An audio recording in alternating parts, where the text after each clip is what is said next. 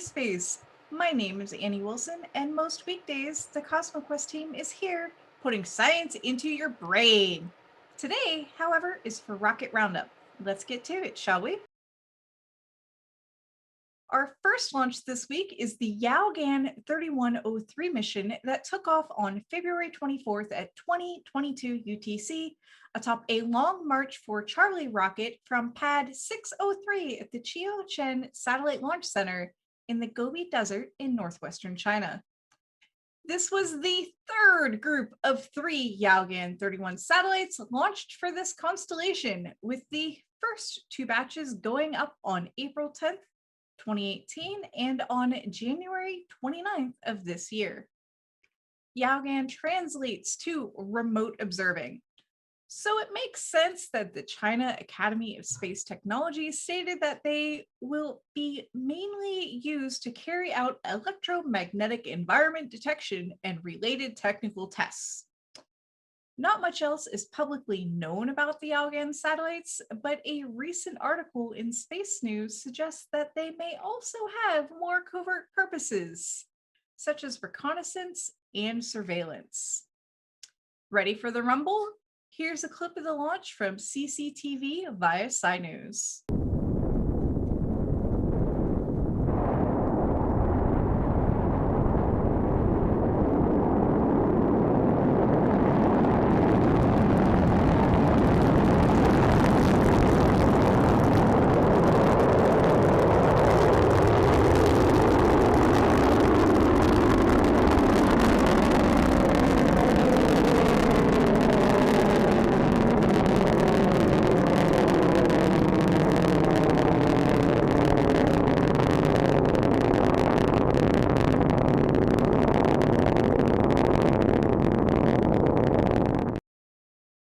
We'll have more launches from India and Russia when we return, and later in the episode, we'll be looking back at the Beresheet lander's lunar attempt.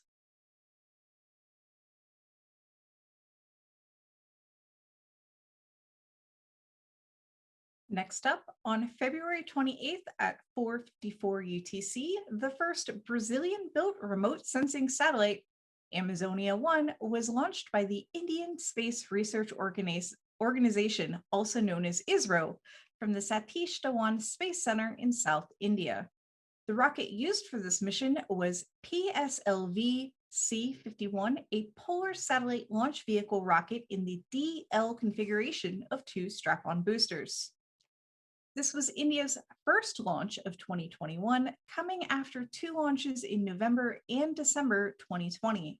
Like many space agencies, ISRO's activities have been significantly impacted by the COVID-19 pandemic.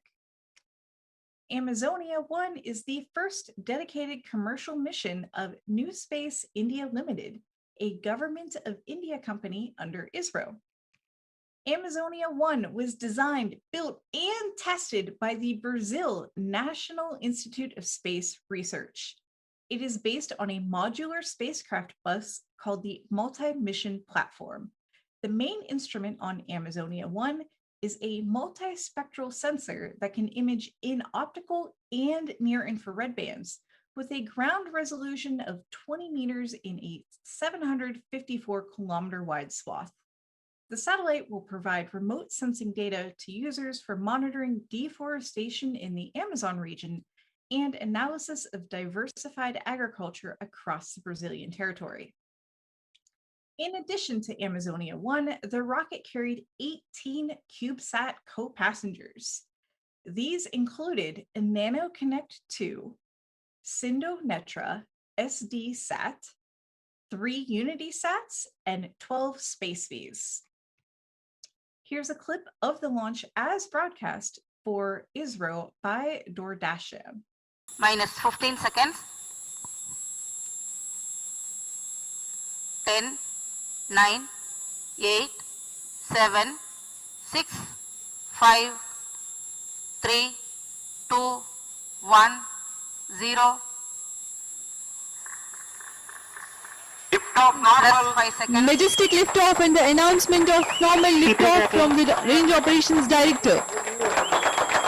सफलतापूर्वक उत्थापन PSLV-C51 का अपने mission की ओर अग्रसर।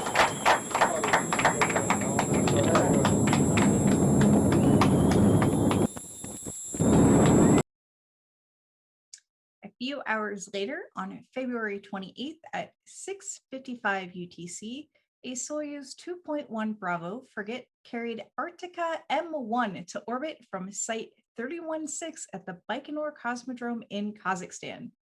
Arctica M1 is the first in a series of remote sensing satellites intended for monitoring the Arctic regions of Russia.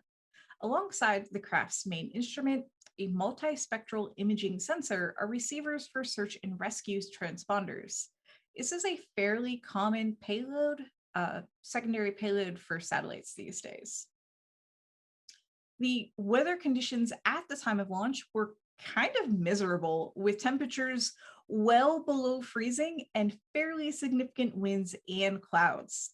Afterwards, Dmitry Rosgazin, the head of Roscosmos, said that the launch took place near the upper level wind limit. While other rockets like the Falcon 9 have many problems with upper level winds, nothing seems to stop a Soyuz from launching. These rockets have often launched during snowstorms and have even been struck by lightning shortly after launching. So Rosgazin's comment provides some insight into the operational limits of the well-proven Soyuz rocket. After 3 burns of the frigate upper stage, the satellite was deployed into orbit.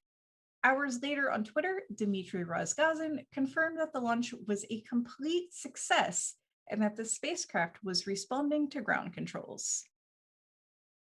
The satellite was successfully placed into a highly elliptical Molniya orbit, which is designed to allow the satellite to spend most of an orbit over higher latitudes while at apogee and just a short time at perigee. This type of orbit was developed because most of Russia is too high in latitude for geostationary satellites to provide coverage. The period of this orbit is about 12 hours and it's inclined 63.4 degrees to the equator. Thanks to orbital mechanics and Kepler's laws of motion, that same highly elliptical track means that the spacecraft spends about 4 hours racing through the lower 2/3 of its orbit before coming back to loiter over its normal operational areas for the rest of that orbital period. That fast transit is a big reason why it's called the Molniya, or lightning orbit, and that particular inclination precisely balances the orbital precession from the Earth's and the Moon's gravity, minimizing the need for station-keeping burns. Arctica M1 will be followed by 4 more satellites, with M2 launching in 2023, with the others launching about once a year after that. Let's watch Soyuz disappear into the clouds from this clip from Roscosmos TV. Есть переход блока И, бортовое питание. Есть отшел блока И. Есть предхолодный пневмокровых блока И с манифестом. Есть выполнение, есть марш 20. Есть марш 15. Доклад руководитель принял первый.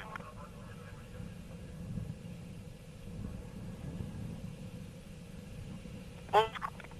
Пуск. Есть пуск, зажигание.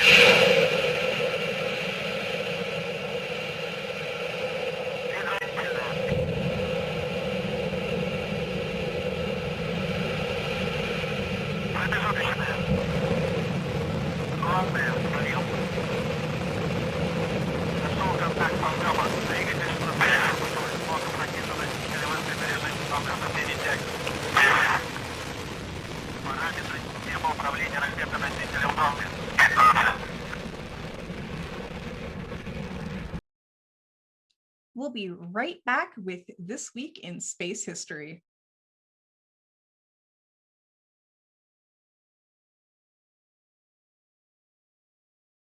This week in rocket history, we have a carryover from last week, but that's okay because, as always, this launch happened roughly around this week in history.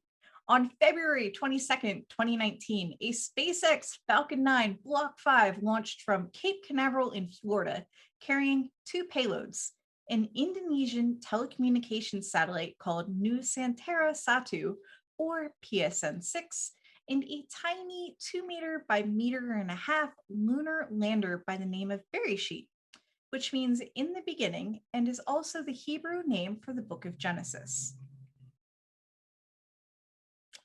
The lunar lander was designed by a nonprofit organization called Space IL with the help of the Israeli aerospace industries as part of the Google Lunar X Prize competition, which saw teams from all over the world compete to get a lander to the surface of the moon without any government assistance.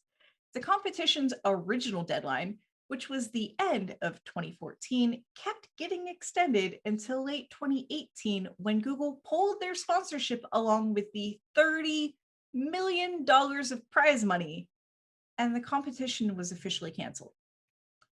That, however, did not stop Space IL from launching their moonshot, as they had already purchased a seat for Beresheet on the Falcon 9. The Falcon 9's second stage pushed the little spacecraft all the way up to an altitude of around 700 kilometers. Moments after its release, the ground control at Yaogan in Israel started receiving telemetry.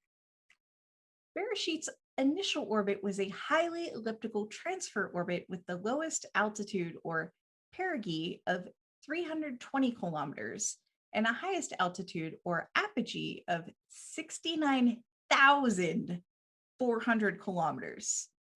Almost immediately after separation, Beresheet performed its first big feat, deploying its feet. The landing legs extended as planned, but immediately ground control noticed something weird.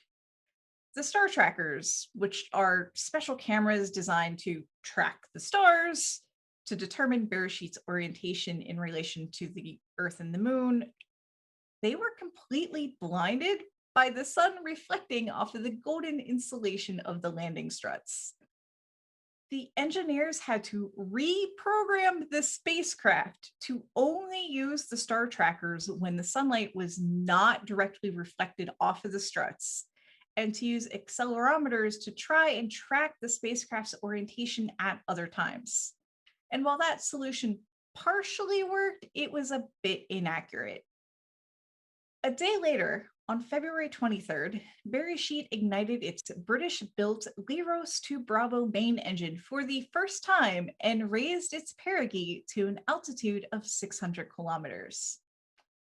On February 24th, 2 days after launch, Beresheet was supposed to perform its first big apogee-raising maneuver, but seconds before starting the critical burn, the spacecraft's computer froze and had to reboot itself, which automatically canceled the maneuver.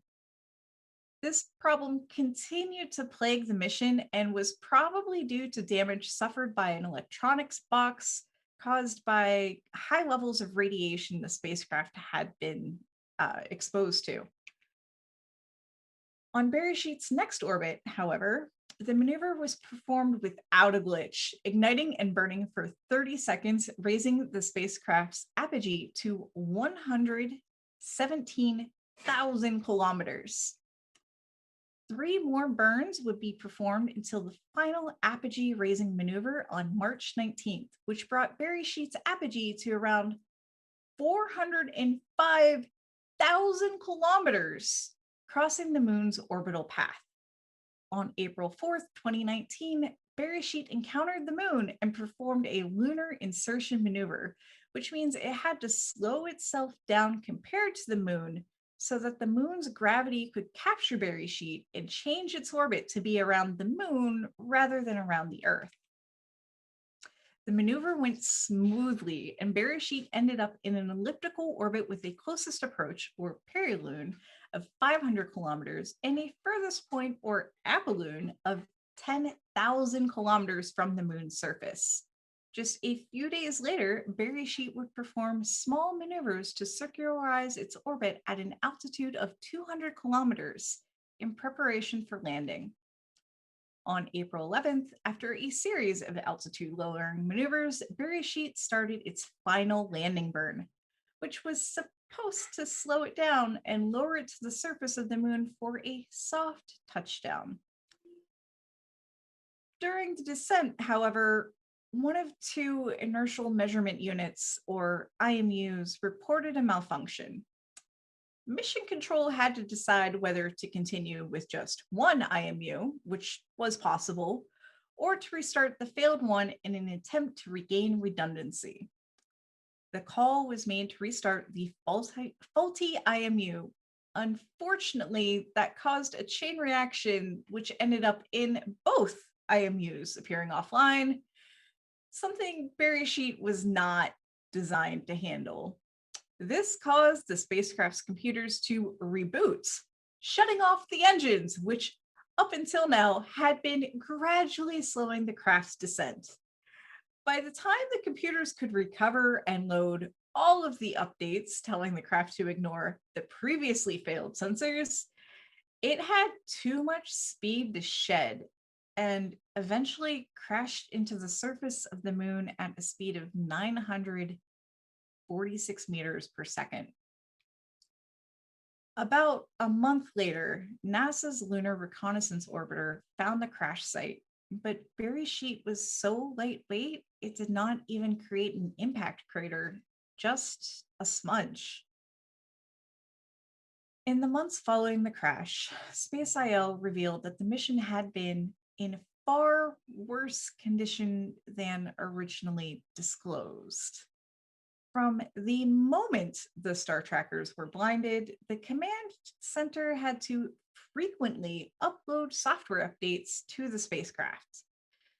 Because of the way the craft systems were designed, each time the computer rebooted, which ended up being often, the software updates had to be loaded again after boot, which would take a few seconds. As a result, even though the spacecraft could handle one failed sensor, it could not handle a multitude of them.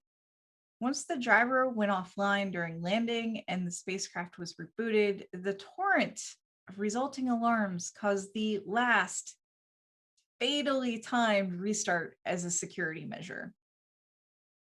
In an interview with the Davidson Institute, Ido Untitled, SpaceIL CEO during the mission, said the spacecraft wasn't designed to withstand two separate malfunctions. Otherwise, it would have cost $1 billion instead of $100 million.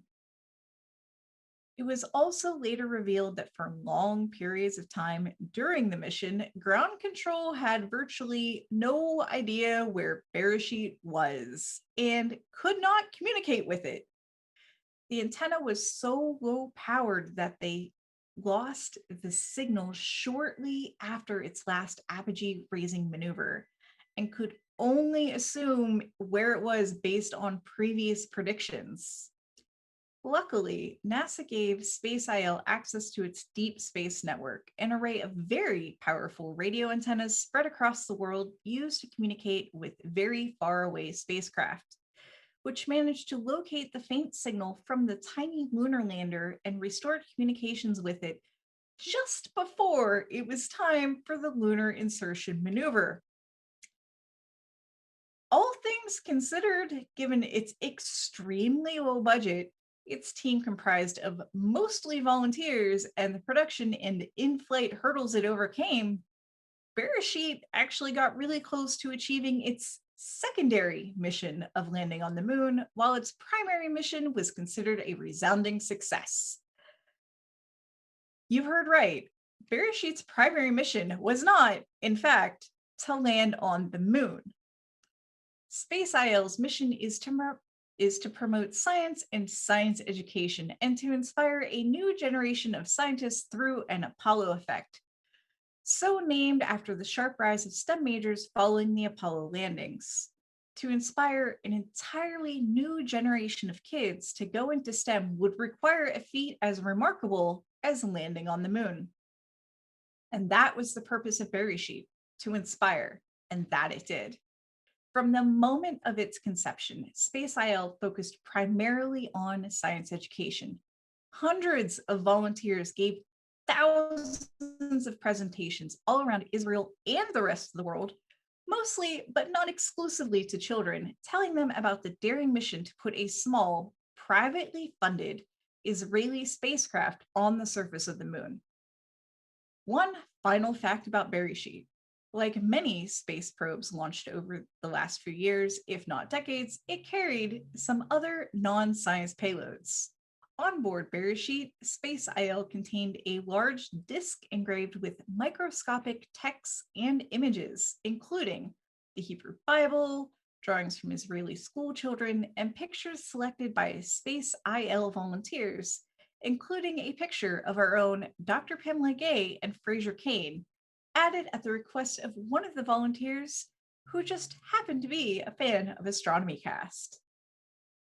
But just because it didn't successfully land on the moon doesn't mean that the story stops here. On December 9th of last year, Space IL announced a plan for Beresheet 2, a mission which will consist of a lunar orbiter carrying two much smaller landers. It will also carry experiments designed by school children from Israel and other countries, and is intended to launch in 2024. We cannot wait to see the amazing things it will achieve. We'll be right back.